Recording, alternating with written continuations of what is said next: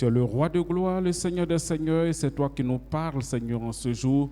Nous voulons, Seigneur, te recommander, Seigneur, toutes nos vies et que ta parole, Seigneur, nous perce du bien, Seigneur, que ma personne soit totalement effacée, que je diminue et que toi tu croisses, afin que, Seigneur, ton nom seul soit glorifié. Merci de bénir, Seigneur, toutes choses, au nom de Jésus-Christ. Amen. Que Dieu nous bénisse. Est-ce qu'on peut acclamer le Seigneur? Alléluia. Que Dieu nous bénisse. On peut se rasseoir dans la présence du Seigneur.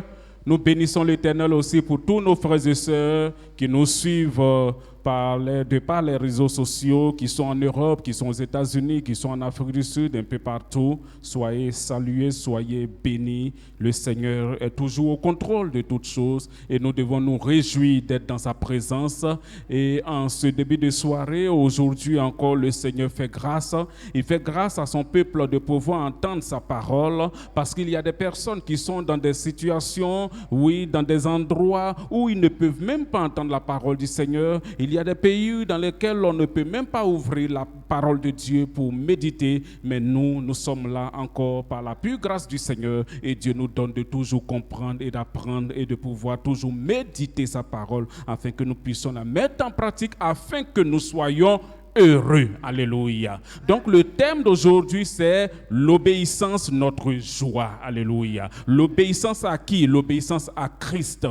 L'obéissance à Christ doit pouvoir nous procurer de la joie. Que tu sois ici dans ce temple de Dieu, que tu sois en Europe ou partout, lorsque tu obéiras à ton Dieu, lorsque tu apprendras à obéir à ton Dieu, lorsque tu te mettras en exergue, en branle pour pouvoir obéir à ton Dieu, sache, bien-aimé de l'Éternel, que la joie va commencer à envahir ton cœur. Parce que notre Dieu est un Dieu de joie. Il dit la joie du Seigneur, c'est notre force. Alléluia. Il est un Dieu de paix. C'est lui qui nous donne la capacité de pouvoir faire de grandes choses. C'est pourquoi nous allons prendre la Bible dans le livre de Psaume, chapitre 40, le verset 8, qui nous dit ceci.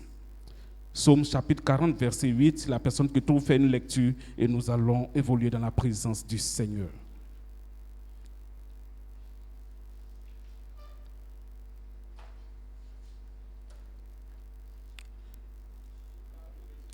Oui.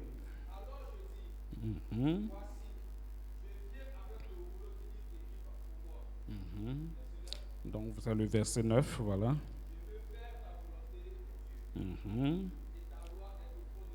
Amen. Acclamons le Seigneur pour sa parole.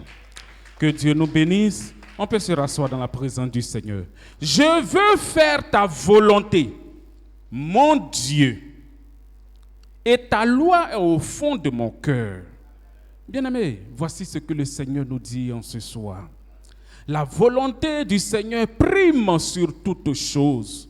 C'est pour dire, parce que cette parole s'attache à Jésus-Christ, le Dieu vivant, qui a accepté de laisser sa stature d'être égal à Dieu, et il est venu prendre un corps de chair, un corps d'homme, pour vivre. Et depuis les psaumes, David le psalmiste pouvait prophétiser pour dire que Jésus a dit, Seigneur, je veux faire ta volonté.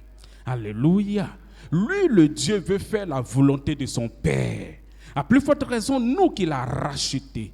Ce que Dieu demande en nous, nous demande aussi, bien-aimés de l'Éternel, c'est de pouvoir dire à Dieu, Seigneur, je veux faire ta volonté.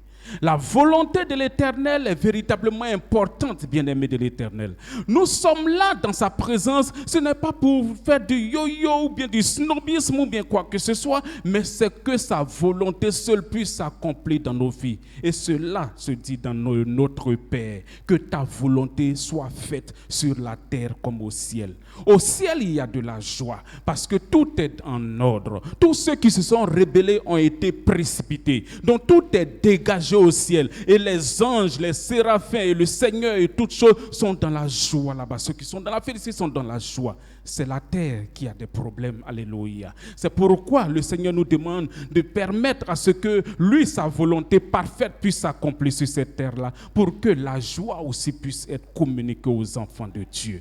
Parce que le monde entier souffre avec un ardent désir la manifestation des fils de Dieu, bien-aimés. Oui, Dieu est capable. Oui, Dieu peut encore faire de grandes choses. Si et seulement si nous pouvons nous obéir à notre Dieu, lui obéir pour lui dire que, assurément, Seigneur, nous sommes avec toi. Bien-aimé, sa volonté et sa joie vont s'attacher avec nous. Pourquoi il le dit, je veux faire ta volonté? Parce que le psalmiste continue. Il dit, car ta loi, et même, c'est même pas car, il dit, et ta loi est dans mon cœur.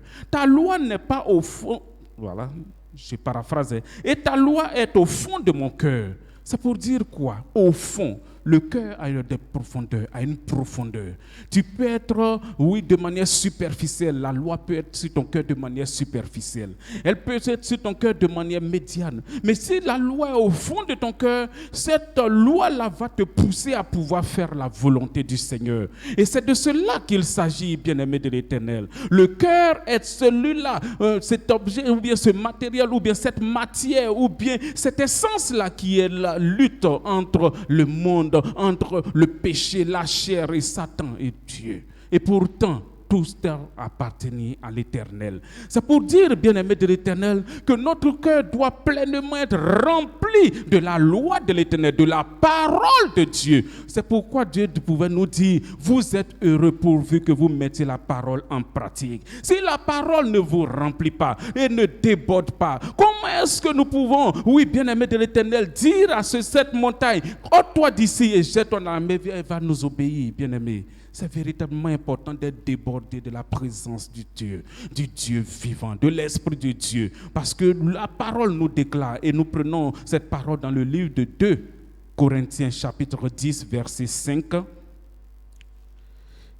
2 Corinthiens chapitre 10, verset 5. Il est important, bien-aimé de l'Éternel, de pouvoir obéir à la parole de Dieu, d'obéir à Dieu lui-même et de pouvoir faire pleinement sa volonté. 2 Corinthiens 10, verset 5 nous dit ceci. Nous renversons les raisonnements et toute hauteur qui s'élève contre la connaissance de Dieu et nous amenons toute pensée captive à l'obéissance de Christ. Et le verset 3 pouvait le dire, si nous marchons dans la chair, nous ne combattons pas selon la chair, car les armes avec lesquelles nous combattons ne sont point charnelles, mais elles sont puissantes par la vertu de Dieu pour renverser les forteresses. Nous renversons les raisonnements et toute hauteur qui s'élève contre la connaissance de Dieu et nous amenons toute pensée captive à l'obéissance à Christ. Bien-aimés, c'est vraiment important. Si nous sommes là et que nous cherchons la volonté du Seigneur, c'est que nous n'allons pas marcher comme nous marchions autrefois selon la chair. Nous n'allons pas marcher comme nous marchions quand nous étions encore païens. Ainsi, nous n'allons pas marcher, mais quand même nous sommes convertis, nous avons, oui, un temps soit peu marché dans la chair, mais aujourd'hui nous sommes arrivés à un stade dans lequel, bien-aimés de l'Éternel, nous devons pouvoir marcher par l'Esprit. Et si nous marchons dans l'Esprit, par l'Esprit, nous accomplissons automatiquement la volonté du Seigneur. Et cela aussi engendre automatiquement que nous soyons en paix avec nous-mêmes, en paix avec Dieu, en paix avec tout ce qui nous entoure et en paix avec le monde. Vous allez voir que tout ce qui est rapinerie, tout ce qui est jalousie, tout ce qui est désobéissance, tout ce qui est rancœur et rancune, animosité, toutes ces choses vont pouvoir nous libérer à tout jamais. Et si nous sommes débarrassés de ces choses, c'est la joie du Seigneur qui va s'emparer de nos cœurs. Parce que lorsque nos cœurs sont remplis du péché, sont remplis des désirs de la chair, sont remplis de la manifestation, comme je pouvais dire, du péché, bien-aimé, qu'est-ce qui peut rester pour que la joie du Seigneur puisse faire son œuvre? Rien.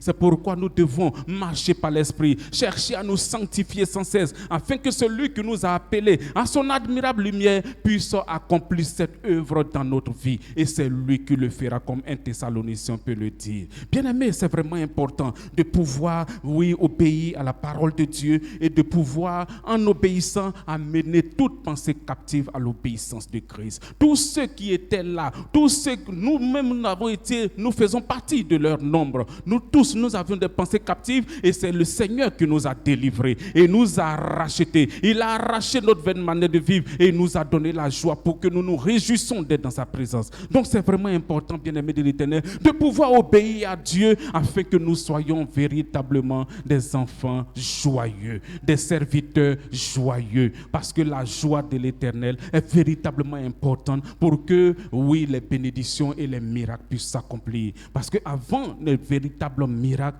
il y a la joie qui précède l'exaucement. Alléluia. Tu es là, mais tu es dans la joie. Il y a des difficultés, mais tu es dans la joie. Il y a des situations, le monde est en train d'être troublé, des gens sont en train d'être apeurés, mais toi tu sais en qui tu as cru et tu peux confesser cela, que je sais en qui j'ai cru. Alléluia. Le Seigneur est véritablement vivant. C'est pourquoi obéissons à l'Éternel, faisons pleinement sa volonté, que sa parole soit totalement remplie, oui, dans nos cœurs, que sa parole, oui, bien-aimé, déborde dans nos cœurs, et que ce ne soit pas de manière superficielle ou de manière médiane, mais que ce soit au fond de notre cœur pour dire que aucune situation ne peut arracher cette parole-là. Alléluia. Comme lui-même nous a fait cette promesse pour dire que nul ne peut vous ravir de ma main. Dieu est fidèle et ce qu'il veut pour nous, c'est que nous soyons en joie. En cette fin de mois, beaucoup sont en train de se poser des questions. Oui, comment est-ce que l'année va se terminer? Comment est-ce que nous allons faire ceci? Il y a ceci, il y a cela, il y a cette situation, bien-aimé. Le Seigneur au contrôle de toutes choses. C'est pourquoi nous devons obéir à sa parole, obéir, marcher par l'Esprit, selon ce que le Seigneur nous dit fermement que nous devons rester dans sa présence. Bien-aimés, faisons ces choses-là pour que nous soyons en joie. Faisons ces choses pour que nous soyons dans la joie. Ne regardons pas le monde, ne regardons pas l'actualité qui est en train de se passer, mais qui a fait ce monde? C'est lui qui te parle en ce jour. C'est lui qui te dit que c'est lui qui te donne de pouvoir faire sa volonté. Donc c'est vraiment important, bien-aimé, de pouvoir obéir à Dieu. C'est bon d'obéir à Dieu. Que ta maison, que toi-même, que ta femme, que ton mari, que tes enfants et que toute ta maisonnée, vous puissiez obéir au Seigneur et sachez que Dieu, qui est fidèle, qui est véritable, n'abandonnera pas son peuple, n'abandonnera pas son héritage. Dieu dit que l'obéissance vaut mieux que les sacrifices, n'est-ce pas? Oui, bien-aimé de l'Éternel, Dieu dans sa fidélité fait de grandes choses dans nos vies. C'est pourquoi nous devons être des enfants obéissants, des enfants soucieux de faire la volonté du Seigneur, des enfants qui aiment le Seigneur et que la joie du Seigneur puisse déborder de leur cœur. Et ces enfants-là sont des modèles dans leur environnement, modèles dans leur lieu de travail, modèles dans leur maison, dans leur quartier, dans leur service, modèles dans l'église même, parce que nous ne devons pas avoir des visages différents quand nous quittons l'église et quand nous partons à la maison ou quand nous sommes au travail, bien-aimés. Ce même visage pour dire que nous connaissons le Seigneur et que Dieu nous a affranchis et que nous a menés à son obéissance, bien-aimés, ce même visage doit pouvoir resplendir partout pour que Dieu ne nous traite pas comme des hypocrites, mais au contraire qu'il nous traite comme des enfants faits, des enfants matures, des enfants qui l'aiment véritablement et des enfants qui ont la capacité d'être enracinés dans le Seigneur. C'est de cela qu'il s'agit. Le temps n'est plus là pour voltiger par-ci, par-là, pour chercher des prophètes, pour chercher des révélations, pour chercher ceci, cela. La parole que tu entends même va te donner la révélation parce qu'il te dit qu'il va arriver des temps, oui, et le temps est arrivé où là, on ne vous enseignera plus. Mais la parole elle-même va vous enseigner toutes choses. C'est pourquoi il est bon de méditer cette parole et que cette parole soit au fond de notre cœur. Et j'insiste là-dessus. La loi de l'Éternel doit être au fond de notre cœur. C'est quand elle est au fond de notre cœur et quand elle commence à sortir, c'est la méditation qui est en train de s'opérer et c'est là que Dieu nous parle pour nous dire, mon fils, voici le chemin. Passe à gauche, passe à droite, fais ceci, fais cela. Et quand tu le fais, tu obtiens le résultat que tu voudrais. Dieu est fidèle, Dieu est vivant. Il veut que nous nous réjouissons, il veut que nous soyons obéissants. Il veut que véritablement nous soyons ces enfants qui font pleinement sa volonté. Oui, bien-aimé de l'Éternel, tu es là ce soir. Sache que le Seigneur t'aime. Et s'il t'a sauvé, s'il t'a mis à part, s'il t'a mis au large, ce n'est pas pour faire autre chose que la volonté du Seigneur. Que l'obéissance à cette volonté-là, que l'obéissance à sa parole, parce que la parole de Dieu, ce n'est personne d'autre que Jésus-Christ. C'est lui la parole de Dieu, la manifestation de la parole de Dieu. Et c'est lui qui fait toutes ces choses. Que son nom soit béni. Prions pour la parole. On va se tenir debout, nous allons prier. Seigneur, merci pour ta parole. Nous bénissons ton nom, nous te rendons toute la gloire. Éternel, nous avons parlé avec nos imperfections. Tu es le Dieu vivant, tu es le Dieu fidèle, tu es le Dieu véritable. Nous bénissons ton Saint-Nom, nous proclamons ta louange et nous te disons, Seigneur, de bénir ton peuple. Merci pour ta fidélité, pour ta grâce. Merci pour ta faveur.